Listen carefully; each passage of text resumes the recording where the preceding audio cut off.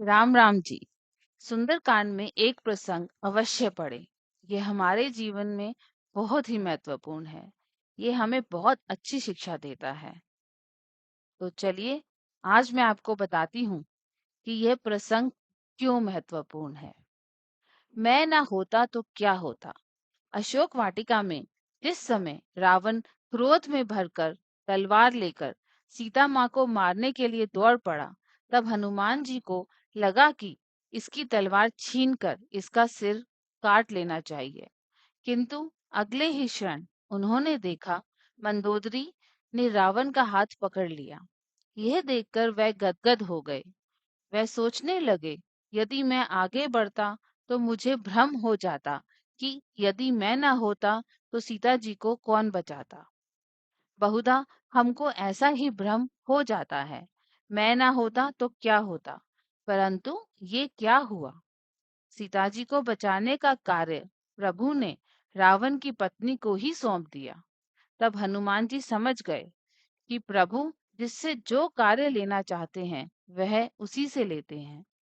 आगे चलकर जब त्रिजटा ने कहा कि लंका में बंदर आया हुआ है और वह लंका जलाएगा, तो हनुमान जी बड़ी चिंता में पड़ गए कि प्रभु ने तो लंका जलाने के लिए कहा ही नहीं है, और त्रिजटा कह रही है कि उन्होंने स्वप्न में देखा है। एक वानर ने लंका जलाई है, अब उन्हें क्या करना चाहिए। जो प्रभु इच्छा। जब रावण के सैनिक तलवार लेकर हनुमान जी को मारने के लिए दौड़े, तो हनुमान जी ने अपने को बचाने के लिए तनिक भी चेष्टा नहीं की। और जब विभीषण ने आकर कहा कि दूत को मारना अनीति है, तो हनुमान जी समझ गए कि मुझे बचाने के लिए प्रभु ने ये उपाय कर दिया है। आश्चर्य की प्राकृष्टा तो तब हुई जब रावण ने कहा कि बंदर को मारा नहीं जाएगा, पर पूंछ में कपड़ा लपेटकर घी डालकर आग लगाई जाए। तो हनुमान जी समझे कि लंका वाली त्रिजटा की बात सच थी, वरना लंका को जलाने के लिए मैं कहाँ से घी, तेल, कपड़ा लाता और कहाँ आग ढूंढता। पर वह प्रबंध भी आपने रावण से करा दिया।